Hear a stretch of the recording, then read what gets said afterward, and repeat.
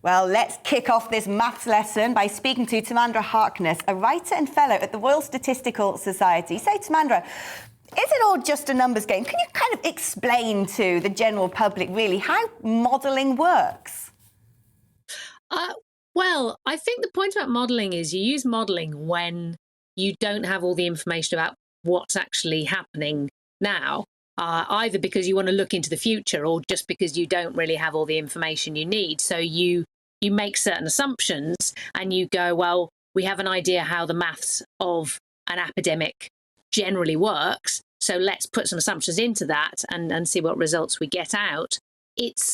In a way, it's not mysterious at all. You just have certain, as you were saying in introduction, you have certain equations, certain models of how previous epidemics have worked, and the very basic things are quite well understood. And then you put in various assumptions and you turn them into mathematical form, and you run the machine and you get some answers, some scenarios out. So it's probably rocket science, but rocket science in itself is basically just maths. I think the difficult thing is partly that most of us get quite intimidated by numbers, and even the mathematicians. I mean, I'm really barely a statistician, but even quite advanced mathematicians will say it's much harder to think in numbers than it is to think in words. And most of us just kind of switch off and go, oh, well, I don't understand that, and so I'm going to take it on trust. And that is a mistake, I think, because any of us, you don't have to be a mathematician to just say, well, what were the assumptions there? What were you assuming about what humans would do? Or what were you assuming about how infectious this is? Or what were you assuming about what the health service can cope with? And then you can find out what are the basics in the model. And also just to say, well, what did you leave out? What were you not measuring?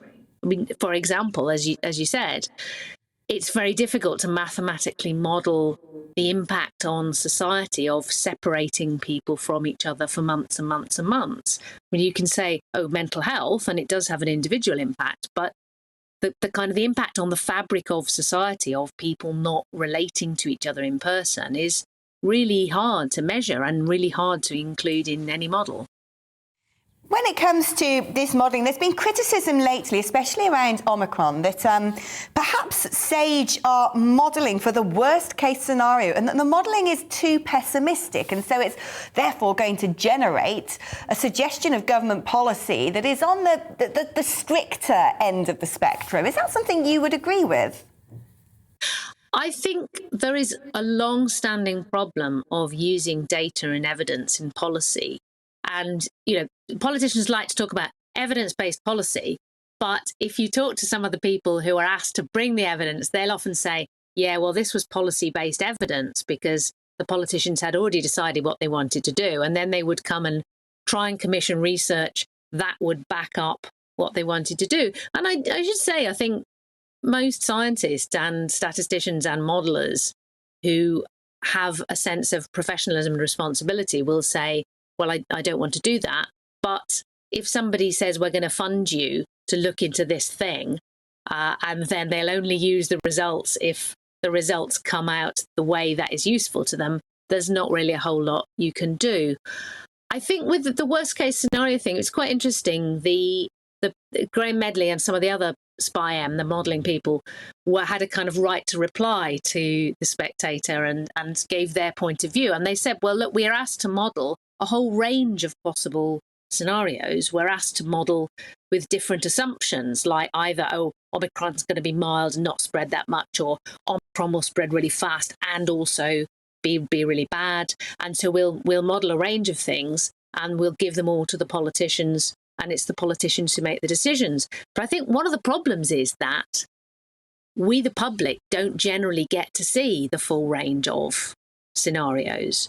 Usually the modelling people are they're quite strict about what they'll say. You often hear them say, this is not a prediction, this is a scenario. And what they mean is, we're not saying this will happen. We're saying that if our assumptions are correct, then the model says this will happen. But we're not saying that it will happen. And for them, that's quite a natural thing to say, this is a scenario, this is a projection, as in we've projected it into the future, and this is a prediction, which is a thing a human makes using human judgment. But if you're a politician and you want the public to do what you say, it's much quicker to just go, okay, well, get me the worst looking scenario and we put it on a slide, and then people will go, well, that looks really terrible. I don't want that to happen. And quite often the statisticians themselves will come out afterwards and say, you used that very badly. You weren't at all transparent about where that came from, and it was already out of date. But I think the problem lies really with the politicians who, instead of including us in the discussion, just wanted, I mean, the statistician David Spiegelhalter, who I'm a huge fan of, he coined this phrase, number theatre, where instead of using numbers to understand something better, you just use a scary graph so that everyone goes, oh, no, that looks bad. I'll do whatever you tell me. And there's been far too much of that, and far too much hiding behind the science, as you said. So politicians don't want to be accountable for the decisions that they themselves are making. I think that's where the problem is. Timandra, thank you so much. Fascinating stuff. Passing the buck to the science, it seems. It's been fascinating having you on. Writer and Fellow of the Royal Statistical Society.